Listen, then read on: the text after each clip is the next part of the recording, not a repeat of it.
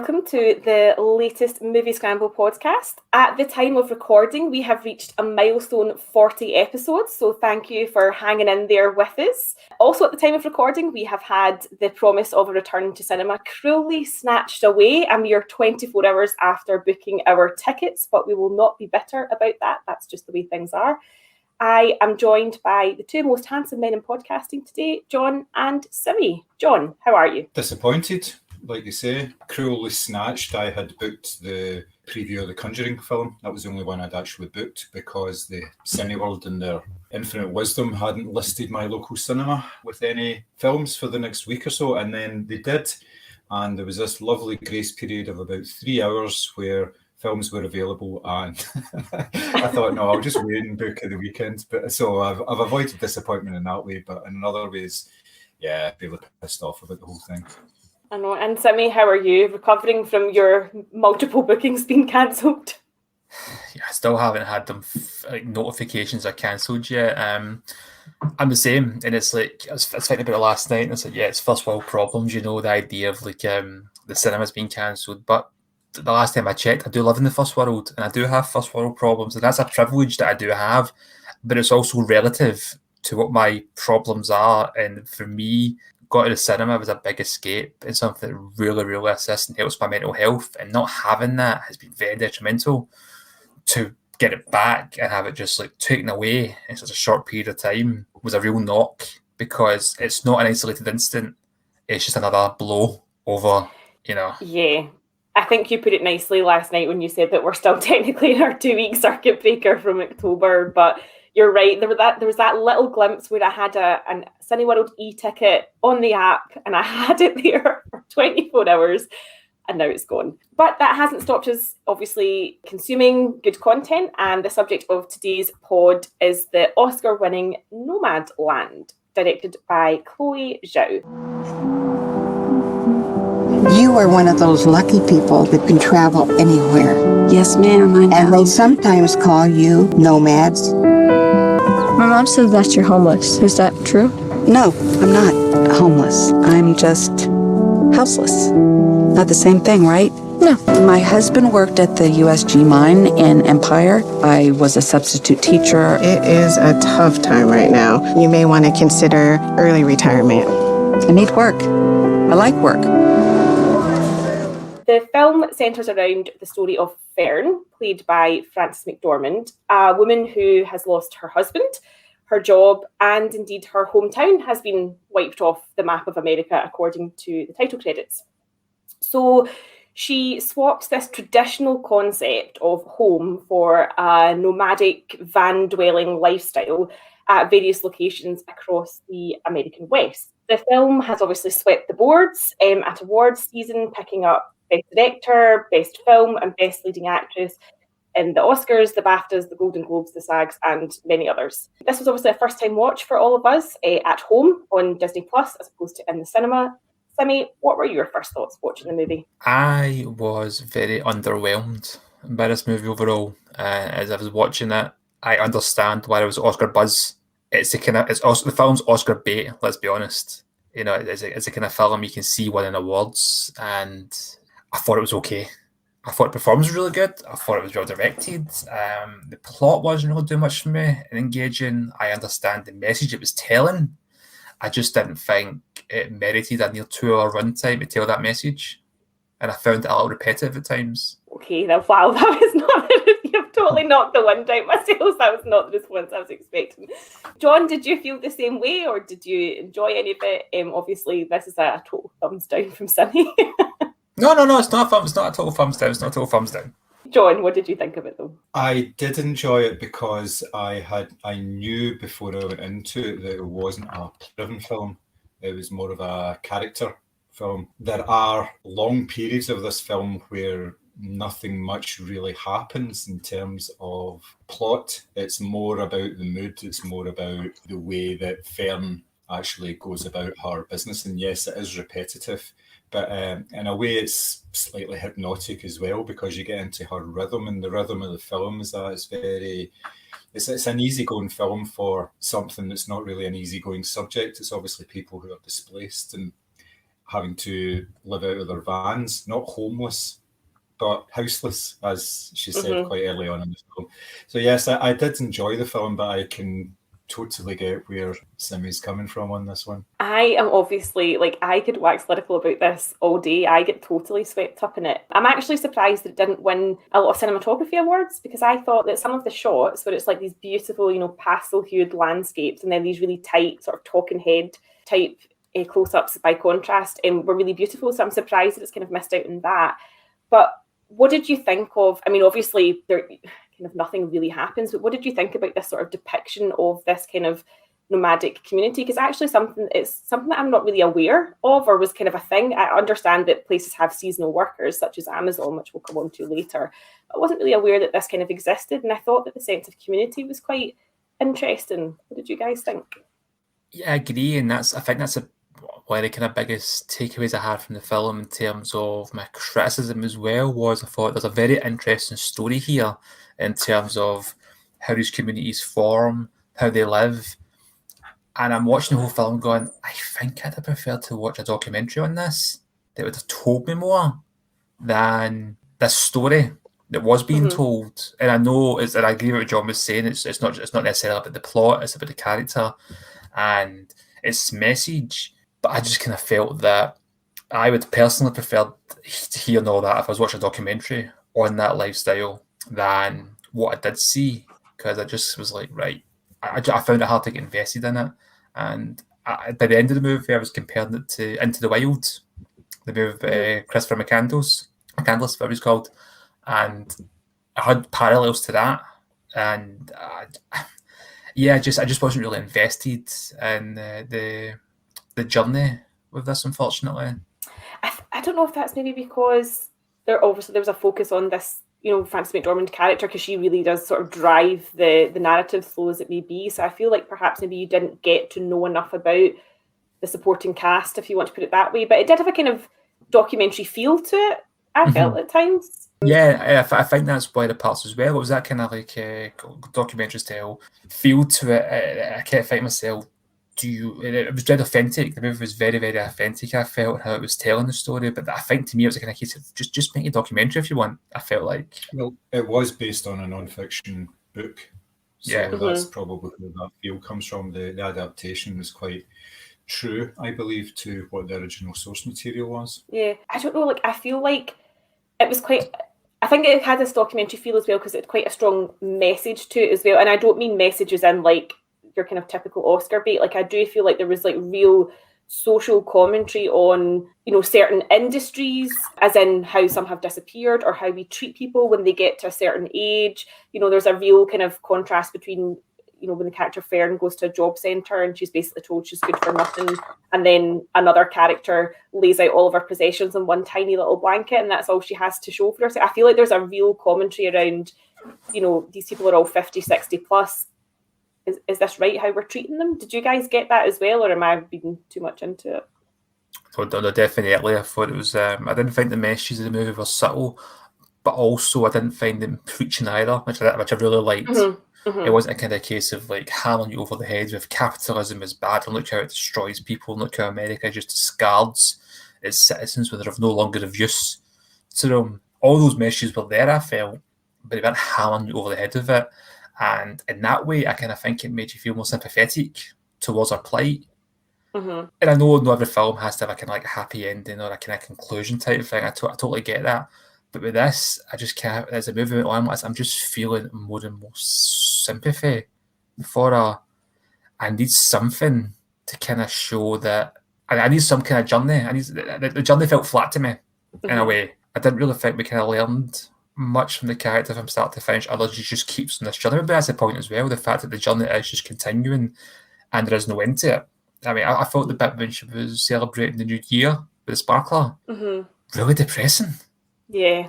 And I think it was because we saw the community before that, and they did seem like a really nice community and quite tightly knit. They're all speaking to each other and bartering and swapping things and keeping each other cheer. They all seemed happy. But at that moment, it just seemed like, oh, that just seems horrible, like really hollow. Yeah, I think that just reinforces the fact that it is a nomadic lifestyle that they're leading. They may be part of this temporary community, but when it comes down to it, when it's the traditional times of holidays and family time and all that, they don't have anything like that. So therefore that just kind of really brought that all home, the fact that she was on her own, but she was happy about it. Well, she wasn't happy, she was content about it. She accepted it and she marked it. I mean, it would have been quite easy for Fern not to even mark the passing of the new year or anything, because let's face it, one day is very much the same as another. So the fact that she did actually mark it, which was quite a traditional thing to do, you know, it's a holiday season and all that is very traditional pastime. It's what people look forward to. So she was still in that sort of groove. What I found quite strange was there were no antagonists in this film whatsoever. You always expected her to be some sort of confrontation at some point, whether it would be if she had parked up somewhere and she was told to leave or anything. It was just a case of, yeah, okay, I'm going. And that was it. It was the end of it. There was no bad people she met. Everybody was just okay. They were normal, which I don't know if that actually reflects real life, because these sort of environments you would think would be the sort of preserve of the predators out there, people who are looking to exploit people worse off themselves. And you didn't get any of that, which is great, because it's not that type of story, but I just found that quite surprising. Yeah, I suppose that's what comes back to what I was saying about the idea being a bit kind of flat. You know, there wasn't really anything that kind of changed. The movie felt a very similar tone all the way through. There was the same tempo, and there wasn't really kind of much. Like I say, it was almost like 2 hours long. There wasn't really kind of much to kind of, for me, to reignite my interests with it. What I'd seen in like the first maybe 10, 15, 20 minutes, I was then seeing for the next hour and a half after that. And I totally get that's not that kind of film, that's not the point. I'm not disagreeing with anybody that enjoyed it and took things different from it. And I've seen other films like this that I have been more invested in. But with this, I just couldn't in the same way. I didn't not enjoy it, but I wouldn't watch it again. And it's also possible the fact that I watched this last night just after hearing the news of it at the cinema. That's probably had an impact on how I was feeling. Yeah, I was going to say that's maybe. I as I say, I get really swept up in it. Chloe Zhao had borrowed pieces from Ludovico Einaudi to sort of sprinkle throughout the score and stuff like that. And whenever I hear that type of music, I just get kind of carried away. And I think when I saw those landscapes with that music, I was like, oh, wow, this is amazing. But in a way, John, I agree with what you're saying. So to me, I was kind of thinking, do you know what? These people have been displaced, and a lot of them are on their own. And I was kind of expecting this, maybe like, I don't know, maybe this is my own prejudices. I was thinking that somebody might, you know, get in a fight or try and like con them or take advantage for not pay them for work or, you know, steal something, but there really was nothing like that. And do you know what, if that's what that community's like, then my God, it's some sort of utopia, because everyone is really just rooting for each other. But there obviously is the controversy surrounding the depiction of Amazon as being part of this kind of like happy, oh, we're all in this together, we're just seasonal workers chipping in.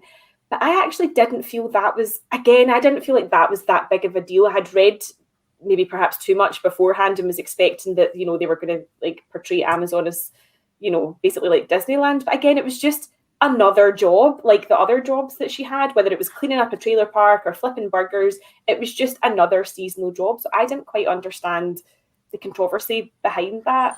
Yeah, I didn't feel that Amazon was... If I hadn't read all the controversy about the Amazon thing beforehand, I don't even think I'd have registered. They were just another character, so to speak, in the movie to kind of move things along. I didn't necessarily think they were shown to be this great employer or this monstrous evil corporation that they may be. I don't know. They were just there. It was just, you just say, they were just another job that she went and did. I think the fact that it was Amazon and how Amazon treat their workers is very, very public. People may have expected more information in that. I don't know if that's in the book and it's cut out. Is it also this is just conspiracy theory now, but the fact that they're using Amazon's branding in the film, they're not going to get away with demonising them, let's be honest. Yeah. I'm also surprised they actually used Amazon. I thought it might have just used a fictional company. Yeah, which again, I think gave it that sort of documentary tinge to it, because you were physically seeing them going in and there's no mistaking the big sign. So Sorry, John, you were saying. I think they avoided controversy because Amazon played no part in the making of the film, as in they didn't back it. It wasn't an Amazon Studios film or anything. If that was the case, you would have more of a case to say, yeah, it's just propaganda. Can you imagine? Can you imagine Amazon made the film and you've got Fran living in this like trailer, but it's like 40 feet long, like 3 floors, and it's just their films. Every line in the film's like, oh man, how amazing is Jeff Bezos? I mean, I wouldn't have this awesome life if it wasn't for Amazon. Alexa and stuff like that, yeah. Alexa, what kind of day is it? It's a good day, Fran. It's a good day. Oh man, yeah, but I didn't get it. I must admit, it was another sort of place for her to pick up some money and obviously, but I think actually the irony of this sort of juxtaposition of this warehouse full of goods and products that you can get delivered to your door within the same day, contrast to the way that Fran lives. I mean, she doesn't live that type of lifestyle. She lives a very basic, she cuts her own hair. She just has like one little hob ring in her van, and she remakes things and reuses things. The contrast in that was actually quite that to me was quite funny, I thought. Do you know the funny thing is, if people really want to see an attack on Amazon, they should watch a film Songbird that got panned by critics and was never going to win any Oscars. But you've got in that the bike courier delivering parcels during a pandemic where COVID's taken over the world and ravaged the place, and he's delivering his parcels to the rich who are safe in their houses. I have heard of that, but again, I was like, it came out too early into the pandemic for me to go, pandemic movie. Don't get me wrong, it's not this like really deep, thoughtful, meaningful film, but that theme is there more so. And here, people really wanted that kind of movie, so to speak. But yeah, I mean, the Amazon thing, I think they played a big part in it. They were in it like twice. I think there was only kind of one bit I did laugh at when they mentioned how well paid Amazon staff were or something. There was a bit in it that did mention something. I did laugh because I thought, really? It did also kind of, I don't know, it made me a wee bit sad. I don't know, again, maybe this is just my own sort of prejudice coming through, but these people were all like well into their 60s and stuff, and the jobs that they were doing were not easy jobs. Like they were a lot of manual, labour, and I just thought that's because that was what was available, what was seasonal, what they could sort of pick up on the road. And I just thought, again, there's a real thing here of, do we want our 60-year-olds to be running about trying to meet Amazon quotas all day? Like that really stung as well, I think. Yeah, think about that next time you get a book delivered. I mean, I ordered your books off Amazon, so... Yeah, but I ensure there's ethical working standards and there's nobody over 50 that hasn't been vaccinated. There's a special semi-section in the Amazon warehouse where it's like delivered by fairies. Yeah. I hand delivered them myself. What did you guys think of the David Strathairn character? Because I kind of felt they were alluding to, not romance, but like a sort of companionship. He sort of dipped in and out of this lifestyle. Like he went home for the holidays, as it were, and spent time with his family in a conventional bricks and mortar house. Like, what did you think of the relationship between him and Fran and sort of his approach to this lifestyle? He was very organised. If you looked at his van, everything was arranged very well to sort of maximise the space and all that. So he was obviously quite a clever guy. He was very, very good with his hands. He knew how to work and everything. But yes, he wasn't fully committed to the lifestyle. He had things to fall back on. So it was more of him getting out there and doing what he wanted to do, but knowing that he had this sort of support mechanism if he wanted to go back to it. And you saw that in the sort of last third of the film where he was back in his sort of environment, and there was the contrast of his family environment and Fran's family environment when she went back to try and get some money from them. His was loving.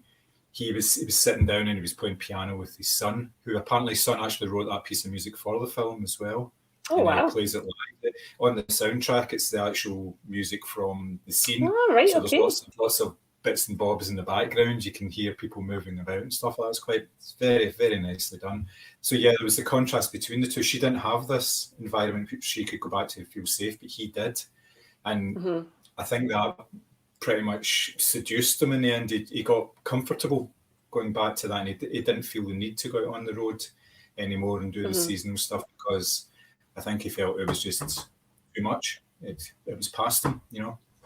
Yeah, I definitely think it highlighted the difference between choice and sort of having the luxury of choosing to go out on the road and experience life and enjoy life, and, you know, this whole life's too short, you know, get out, see the world type of thing, and necessity, which it clearly is in Fran's case. Obviously, we're going to chat about our sort of favourite female leads, so it would be remiss of me not to talk about Frances McDormand's Oscar and BAFTA and Golden Globe winning performance. What did you guys think of her in the movie? Yeah, she was brilliant. She was brilliant. Like I said, I found it hard to get invested in the movie overall and her journey, but she's so good in it though. Can't really criticise her for winning the awards, and she's in like every single scene, which you don't see a lot with films. They tend to have wee subplots here and there to give you away, but she's in every single scene, and it goes back to that documentary type idea where she's a subject being followed through the movie. I like the fact that the character's very sympathetic, and it's easy to pity her, but she's not wanting pity. Not because she's I'm this really strong, independent woman, and that's that message getting hammered across. She's just doing what she does because she has to survive, and she's not looking for a handout. She's not looking for people to feel sorry for her. And she's got options at times when, like, David Strathairn's character's like, you can stay here if you want. And she's like, you know, it's like she just wants to keep moving. It's almost like that, it's a fallacy, the idea, like if a shark stops moving, it will die. You know, it's like she's kind of like that. She's like, I just need to keep moving and keep going on. This is my life now type idea. And it's the only thing, she's not really got anything else but that van and the constant, what's next. And she's even got a new routine in a way, the unpredictability of it, even though it's seasonal. She still knows, right, next month I can go to that job, and then the following month I can go to that job. And it's not structured in the same way, but it's her own, it's her life. It's just, it's how she lives. And like I said, I think her performance is very grounded, and it's very easy to invest in her as a character, I would say, more than the story. She really does help drive the movie, and it's well directed, it's well shot, but without a good lead in that kind of movie, it would just fall apart. And she's great in it. Yeah, it's all down to her presence, isn't it? It's not so much the dialogue, because her dialogue, when you actually look at it, is quite minimal. She doesn't say an awful lot. She's more of a listener in conversations. She listens to everybody around. She sort of soaks in their stories, and she's, classic sympathetic ear. And most of the time when you're with Fran, she's not actually with other people. She's in her van herself. She's driving across the country, whatever. And it's all about her as a character, sort of wordless. You're kind of drawn to her because she's such a good actor that you want to follow her on screen. It's something that's actually quite engaging for a performance. In a lot of ways, it's quite silent. It doesn't need words. It doesn't need a voiceover. Or can you imagine this film with some sort of inner monologue voiceover on it? Or going across the country, you know, that would have been totally. But yes, it's a kind of mature performance that you don't get from younger male and female actors. It's something that comes with experience through theatre work, through film work. Yeah, it really does make the film. I know everything else that you've talked about in terms of the cinematography and obviously the things like the sound design and the music and all that all add to it, but without that central performance, the film would be totally lacking. It would really just meander. Oh, absolutely. Yes. And I agree with what you said, John, about it's almost in what's unsaid. She is just very hypnotic to watch, and I think it's that kind of I suppose it's that kind of thing of like a sort of a surety in yourself when you know, and she's been acting for, you know, a long time, and I think it's this thing of like just having that confidence to do a performance that was, you know, relatively subtle but kind of grounded and not, you know, it's not a vanity performance. It's not a performance that I believe anyway is looking for awards. It's something that's just like kind of opening up this, you know, and showcasing this lifestyle as opposed to, you know, the kind of obvious Oscar bait of, well, I've cut my hair, shaved my eyebrows off and gained 20 pounds. It's definitely not that type of performance. No, she's very, as you're saying as well, John, the fact that she doesn't really tell a lot of dialogue, but it's all about facial reactions. And that's where I think the kind of sympathetic allure kind of comes from, and compare it to the last film I seen her in, Three Billboards, when she's a hardened woman and she just looks mean and tough the entire time. And considering the backstory, what happens to her in that movie, she could have still been this very sympathetic, pitiful type character.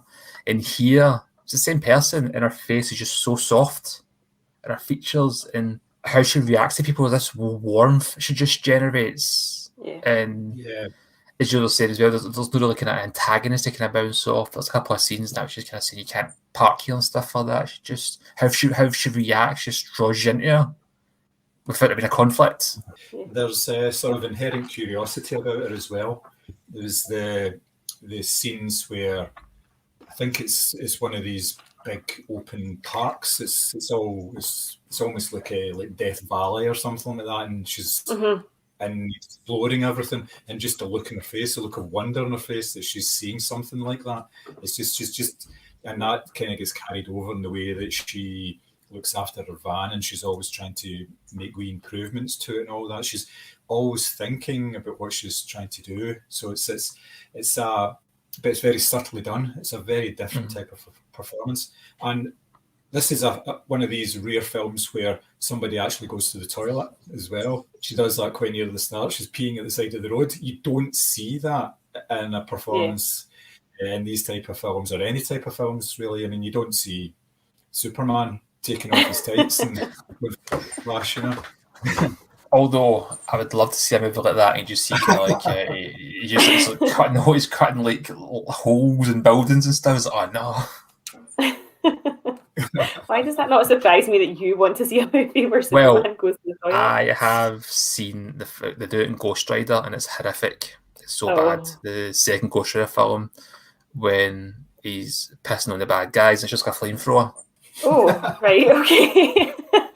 I don't think that's the look that Frances McDormand was going for in this. Superheroes do go to the toilet as well, even Marvel ones. Do you guys have anything to add? Anything you want to point out? Anything you want to acknowledge before we jump onto our picks? I think all I would really say is, as much as this film wasn't really for me, I wanted to see it. I was looking forward to it, especially with the kind of hype in that. Like I say, it's not kind of case that I don't like this type of film.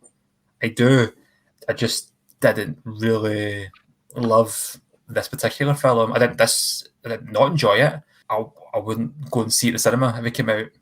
Type thing. I don't imagine me ever watching it again. I think it could be shorter. Personally, I think that'd have helped. And yeah, that's what I'll say. John, do you have anything to? No, not particularly. I think we kind of covered most of it. It's more of a mood piece rather than an all-out drama. But there's nothing wrong with that. There's plenty of space for every type of film in it. I think it does depend on your mood, how you react to it. I can quite easily see Thomas's point of view here, and it wasn't kind of what he didn't quite enjoy it in the way that a lot of people have, but I'm sure you're not alone. There'll be a number of people out there going, what the hell was this? This is, you know. Yeah. There was no explosions. Yeah. Then Jeff Bezos watched it and goes, did they pay for that sign? Well, I would recommend it. I imagine if I had seen that in a cinema, I would have probably actually cried a little bit, because I did get quite swept up in these sort of beautiful landscapes. And as I say, I'm a big fan of Einaudi, so to actually hear his music used the way it was used kind of took my breath away a little bit.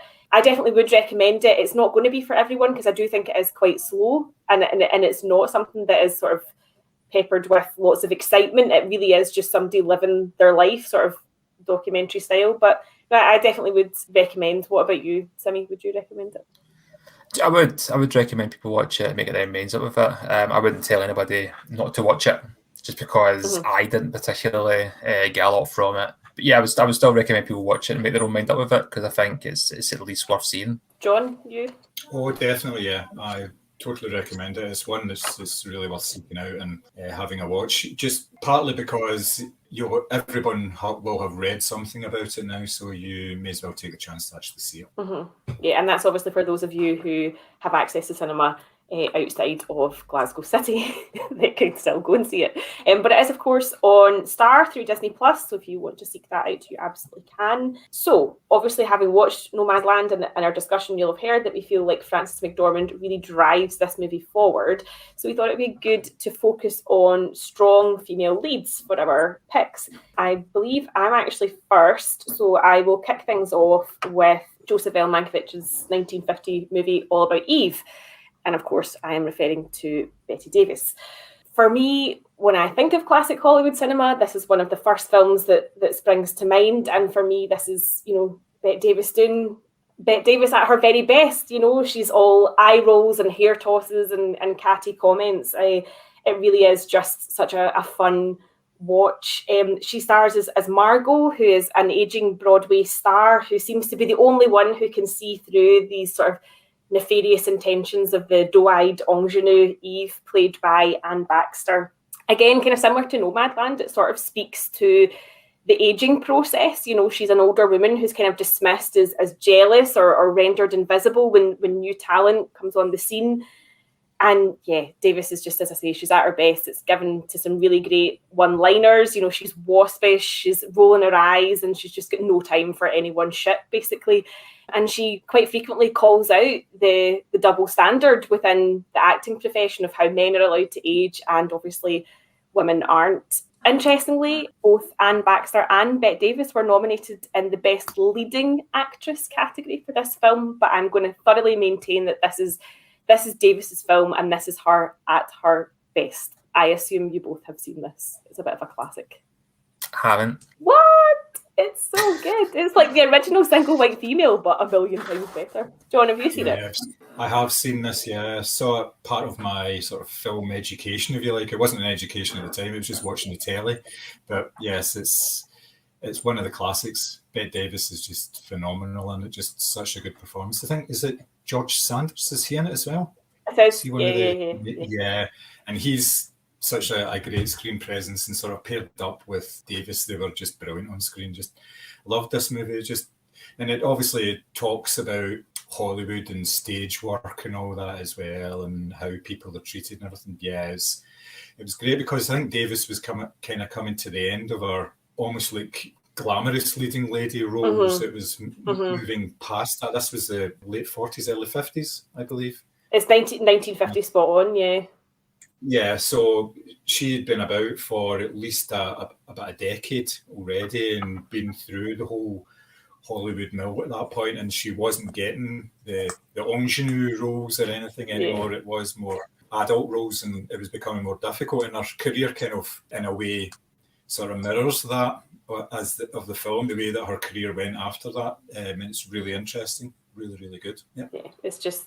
Yeah, it's a classic, and as I say, it's just her at her best, I think. And actually, I think these are the type of roles that sort of suit her better because she does have that sort of natural sassiness, or whatever you want to call it. John, are you next? I am, yes. My first pick is the 2001 French film Amélie. Obviously, the strong female lead in this is the character of Amélie, played by Audrey Tautou.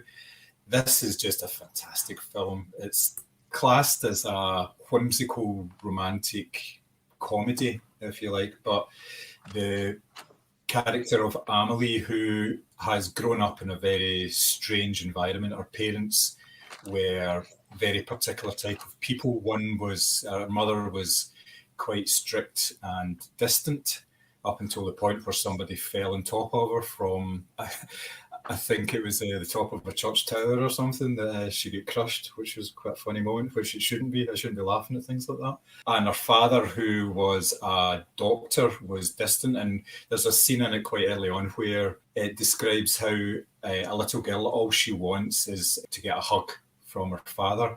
And the only time that her father ever came near her was when he did a medical exam of her once a month. And because of that, every time that she was sort of touched by her dad in an affectionate way, her heart rate went up, and because of that her father thought that she had a heart defect because there was nothing to compare it against, which I found quite nice. Now, to go against everything that she's kind of been through in terms of lacking in affection, and she uses that to make other people's lives better. And this is what the film sort of centres on, the people that around the bar that she works in, and her neighbours in her house and all that. She does things for them to make their lives better, and it's just a fantastic central performance. And it's not really a showy performance. It's actually quite muted in a way, but it's just fantastic. Just love this film, and I love everything about it. I am assuming you have seen this. Yeah. Yes. Yeah, I think this was like one of the first French sort of kind of quirky type of French movies I'd seen that wasn't a Jean-Luc Godard experience, shall we say? And I actually really enjoyed it, and I love her performance in it. Yeah. I watched it just last year for the first time. Actually, it was on my bucket list film poster that I had. Obviously, I knew of the film. It's just one of the films that always passed by over the years, and I eventually went, right, I was to watch it since it's on this list. So I got a copy of it. Yeah, I liked it. Yeah, it's good. If you ever get the chance, you should try and catch the stage musical of it. The stage musical is really good, isn't it? Yeah, it's done in a kind of entirely different way. It uses some of the original score, but there's a lot of original music in it as well, and it's just particularly well done. I really enjoyed it. Saw it maybe about 3 years ago when it came to Glasgow. It's very nice. That very sounds nice really good. Sammy, your first pick. Yeah, I'll probably get slaughtered if people listen to this after my criticisms of Nomadland, and then they'll see my picks and be like, oh, what does he know about cinema? But I do have a theme to my movies, and there's a reason for it, but I'll get that as I go on. But the first one I went with is Aliens, and the reason being, this is one of the earliest movies I remember watching. So it wasn't a kind of case I was watching it in my late. I'm talking about really young, like too young to be watching it. It wasn't a case when I watched it in my late teens or early teens or that, where I was used to action heroes being men. I hadn't been conditioned to that. I remember, like, my granddad, for example, used to love Cynthia Rothrock films. He's a big martial arts fan, and he'd always put them on. And so when I was younger, I never really differentiated between, Arnold's an action hero and everybody else is damsel in distress. It was just action stars to me at that stage. As you got older, let's be honest, the balance is too strong. You get influenced by it.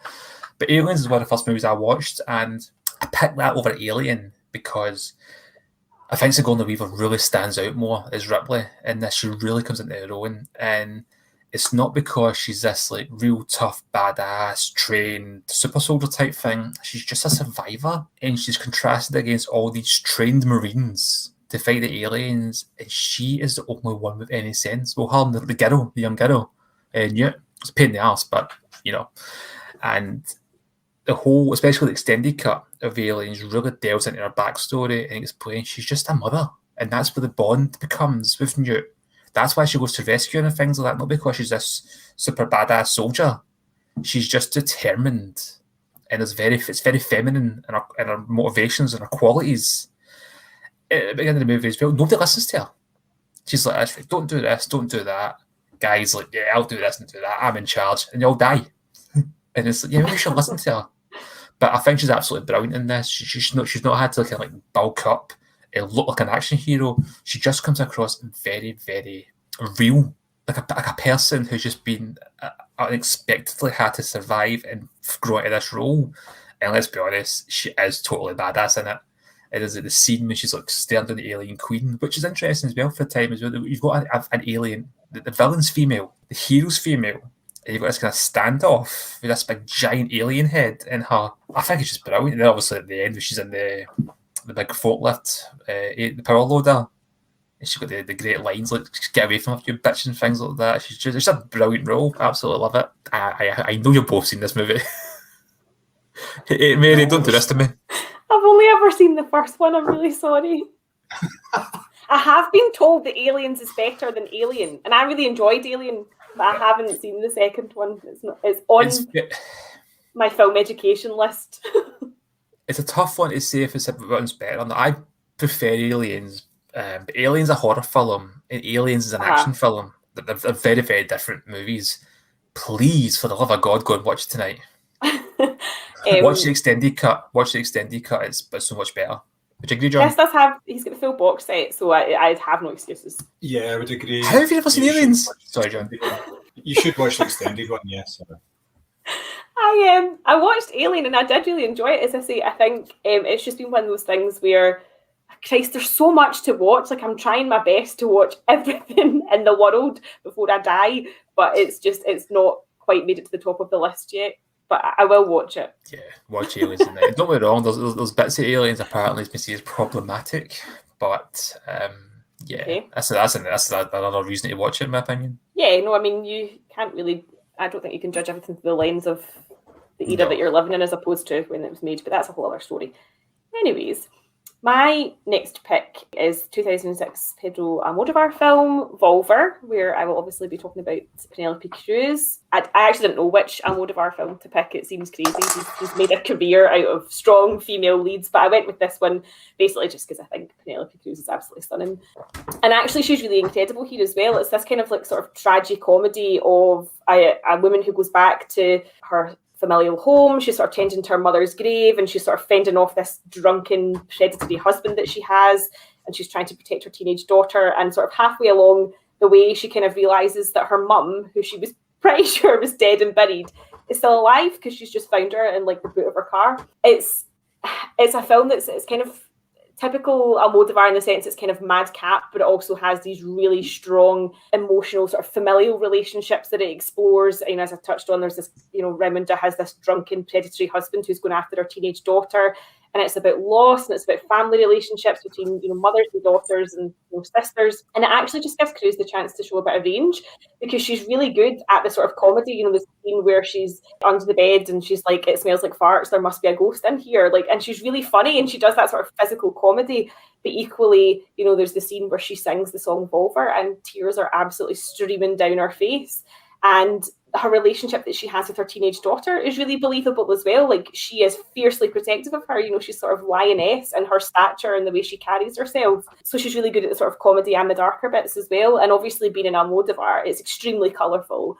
And her character is often dressed in red to sort of draw, as if you're not looking at her beautiful guitar-shaped body anyway, but it sort of draws your eye to her even more. And it's a kind of, it's very typical if you know a lot of his films, but for me, this was the chance to really see Penelope Cruz act and not be sort of like token, like eye candy, or just some of the other roles that she's kind of fallen into. I feel like she's a really, really good actress, and you've seen that in likes of like Vicky Cristina Barcelona as well. But this to me is like her kind of definitive performance. I think she's excellent in it, and she really drives the movie forward, whether it's the sort of comedy side and building up the relationship with her mother, or whether it's this kind of slightly broken, kind of vulnerable, but equally very, fiery and protective woman as well. So yeah, that's my pick. I really struggled with what Almodovar film to go with, but hopefully I've made the right choice. I take it you guys have both seen this? Do you know, I'm not sure. Honestly, it's one of those films that I'm so aware of and familiar with. I don't know if I have watched it though.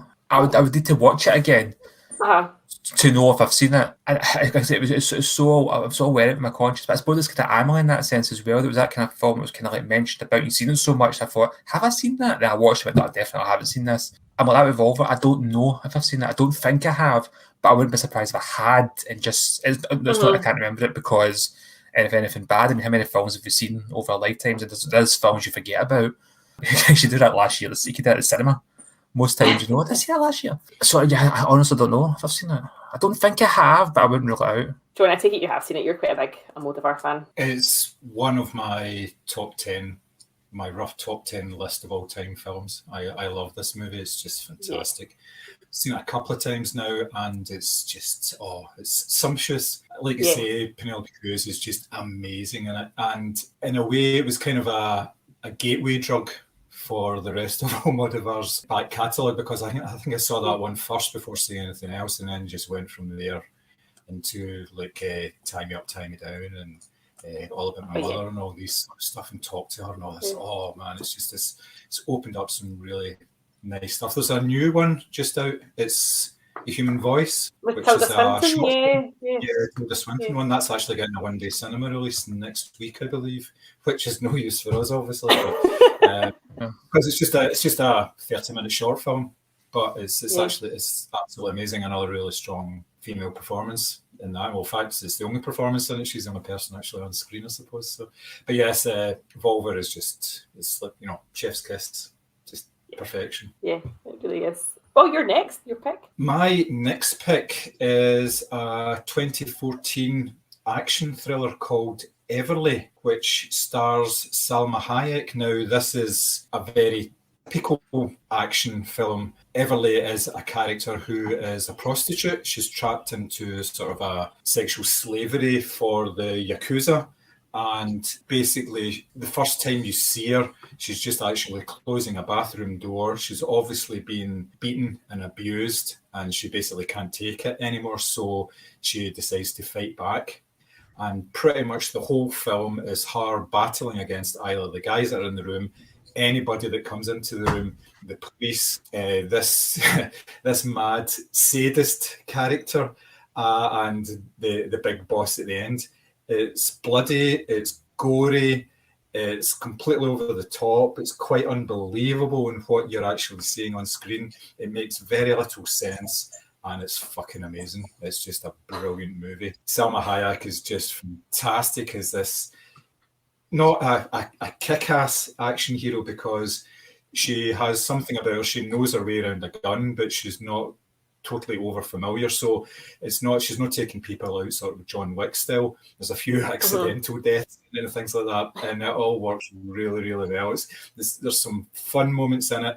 There is a wee bit of sort of male gazy stuff in it because she's not dressed at the start of it, and then she's just wearing I think it's a slip for the first 20 minutes before she covers herself up and things like that. And there's this running gag about her trying to leave the apartment, so she puts on a pair of high heels and tries to leave, and then something happens. She has to kick the heels off because she can't actually run about or shoot anybody wearing these damn heels. So it goes on like that for quite a while. But great film, really good performance, and it's a B movie. It's not it would never be up for an award, put it that way. It wouldn't be up challenging Frances McDormand at any point for an award, but it's just fantastic, and it's available on Amazon Prime at the moment. So if you haven't seen it, give it a look. Never even heard of it. Never mind seen it. No, it sounds like something I'd like. Yeah, definitely, it sounds like something worth watching as well. And if I can tell Chris that it's got some nudie Salma Hayek in it, he'll be like, "Yeah, let's watch this."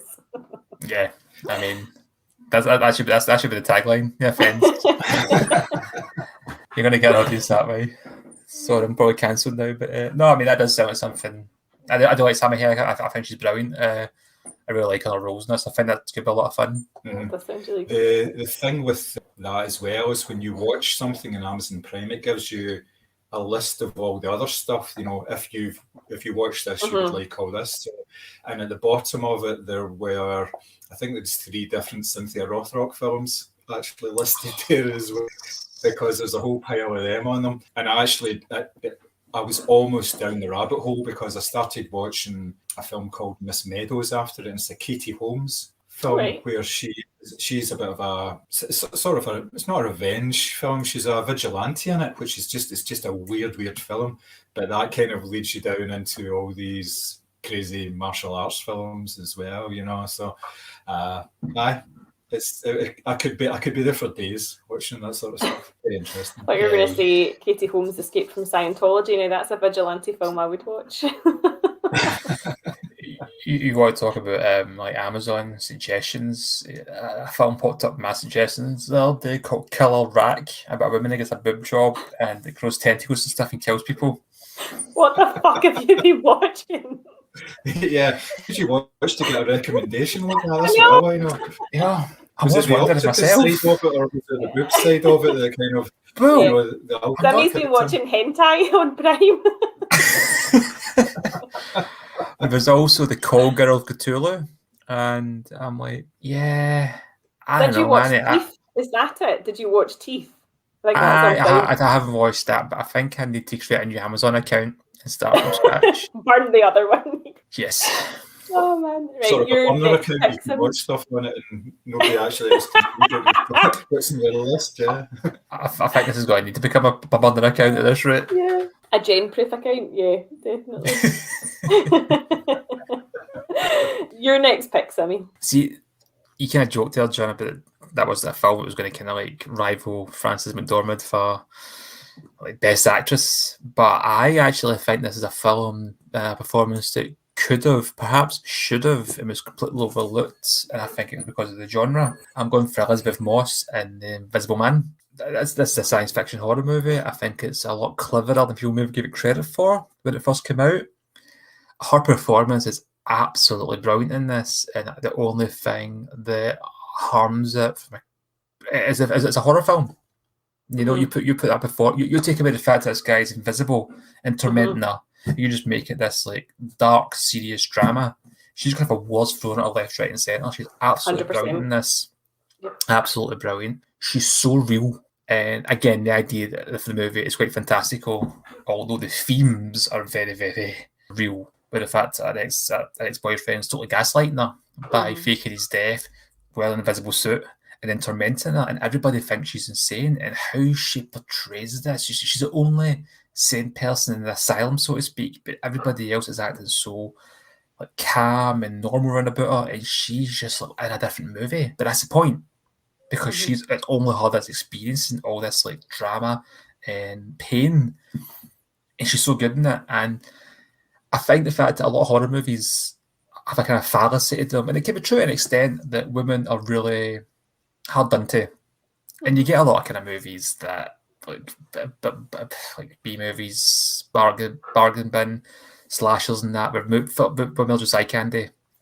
You watch an 80s horror movie, the college co-eds, there's a shower scene in the first 10 minutes, they know their audience, but you forget the idea that also forget that women are the central part of a horror movie. From Jamie Lee Curtis to Heather Langstamp and Nightmare on Elm Street, they're not just victims, they're the heroes or heroines, so to speak. The final girl is that for a reason, because they're the last one standing, they're the one that kills the bad guy. And this movie has all these kind of tropes, but really bolstered by an absolutely outstanding performance. I wanted to mention this because I think it was overlooked by the awards, especially the Oscars. Yeah. Oh, it definitely was. I mean, I don't think Elizabeth Moss has done anything that I would not watch. Like, from Mad Men to Shirley to Handmaid's Tale, and obviously this as well, she is phenomenal in everything that she does. And you're right, it's probably a snobbery thing because it's a horror movie, but the themes and the sort of, this kind of, it's very, contemporary, the whole Me Too, gaslighting, emotional abuse, all that sort of thing, and yet not even a peep, and she's incredible in it. Incredible. And to mention spoilers, the restaurant scene. Oh, and her reaction to it, she's very authentic, the whole movie. Very authentic. Yeah, it's not a sort of hyperbolic performance. Yeah, the physical performance as well, when she's, especially the kitchen scene, where she's been all over the place, that's just unbelievable. And that's not the only time that kind of happens, that sort of physical performance. That's not something that is easy for anybody to do, and the way that she makes it look so authentic is just, that's just great. Yes, you're right. She does go overlooked for some reason. I've got no idea why, but yeah, she definitely deserved a wee bit of recognition for that role. Absolutely. Horror snobbery strikes again. My last pick, I won't butcher the Polish title because it really would be offensive for me to try and pronounce this. So it's a movie called Interrogation, directed by Ryszard Bogajski, which was released in 1989. And I'm focusing on the performance of Krystyna Janda as Tonya. So the film was actually made in 1982, but was banned until the fall of communism because, putting it mildly, it doesn't exactly portray the regime favourably. It centres around, this sort of, she's kind of presented as a sort of good time gal, Tonya. So she's out, she's drinking, she's, having a good time, and she wakes up in a prison cell after her night out with no recollection of how she's got there. She's been accused of, crimes against the state, and she's been tortured into confessing, crimes that she basically hasn't committed. So Krystyna Janda in this central performance here is just a powerhouse. Like, they throw everything at her, literally. She's hosed down by water cannons, she's beaten up, she's verbally abused, and she has this sort of quiet resilience about her. Like, you can see in her eyes that this is, really coming close to breaking her as a person, but she's got this kind of, her jaws set, and she's not giving in because she knows she hasn't done anything. We sort of learn a little bit about her past as a character, and you sort of learn that she's always been this resourceful. Her parents sent her out to work at 14 because they thought she was troublesome and all the rest of it. So you kind of get to learn a little bit about her. The film is shot and it's basically just, everything's just grey. It's really bloody grim. And there's actually a scene where, in desperation to get out of the cell, she learns that if she, has an injury, she can get to hospital. So she straps down her arm and bites her vein out just to get to the hospital because she can't take any more of this interrogation, but she doesn't want to let her captors know that she can't take any more. It's really grim, it's really hard going, but her performance is absolutely incredible. She's, again, it's not sort of over the top. She reacts exactly as you would react to someone hosing you in the face with a water cannon. And a little fun fact, there is a sort of small performance from Agnieszka Holland as an ardent communist in the cell with her, and she's very good. She's very, not funny, but she's just, some of the stuff that she says is quite funny.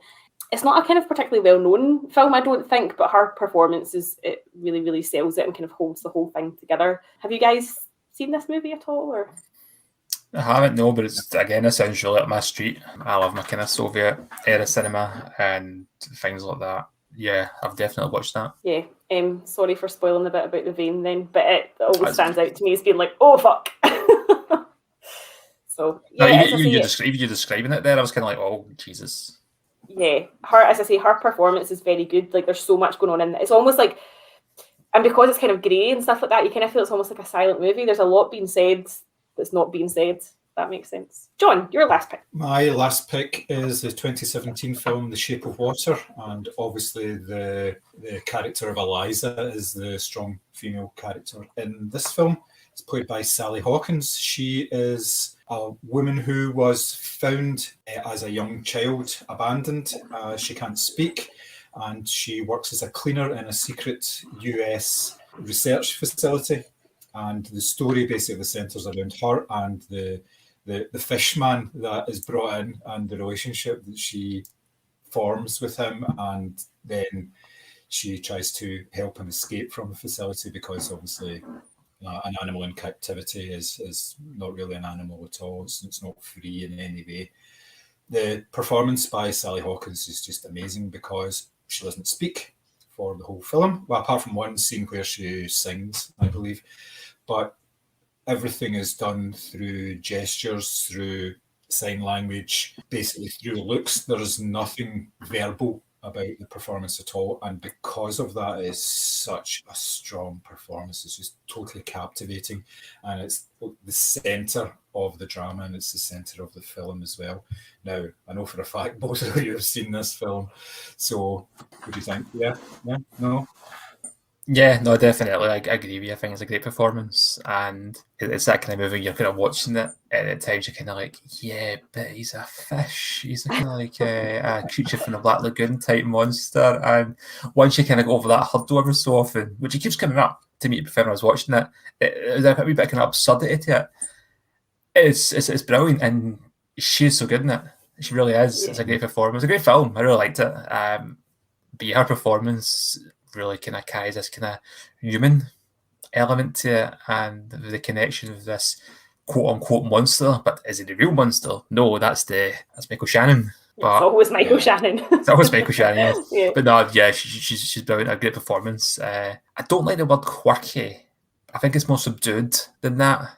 She's not kind of over the top kind of quirkiness, so to speak. It's a kind of subdued, over the topness, if that even makes sense, because it's the absurdity of the plot, but she manages to kind of keep it grounded in a way. It's to me, it's like the love story of it's a film that's very much about the other, and that to me is like, I think if you just accept that, you just accept that she's in love with this, and I totally did. I bought into the fact that she was in love with this fish because he treated her really well, and they loved each other, and they were just going to go away and make half human, half fish babies, and I was happy with that. Yeah, I mean, it's not really any different to the movie Splash with Tom Hanks and Daryl Hannah. Yeah. You think about it.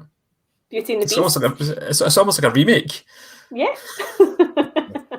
You must have got quite excited though, Thomas, because when you saw the fish man, you were like, oh, maybe tentacles, maybe some babies.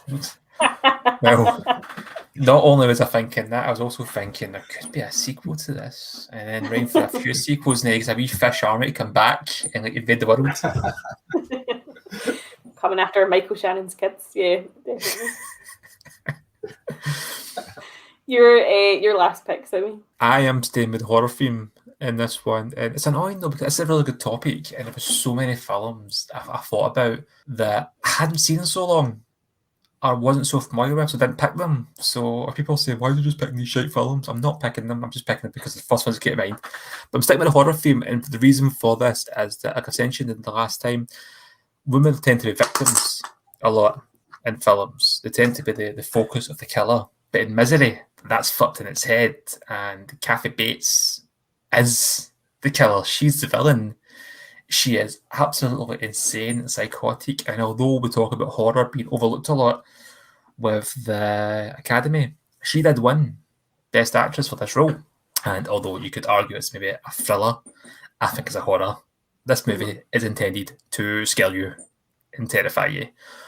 But it's also directed by Rob Reiner, so there is like funny bits in it. And as good as Kathy Bates is in this, she goes from being like genuinely quite sweet and sympathetic, and she's a nurse, and she's, I don't want to use the word, there's something quite quaint about her, you know, and something quite sympathetic about her. She lives alone, she's a bit kind of lonely, or she really goes to these novels, and then just like that, at the flick of a switch, she is psychotic and insane.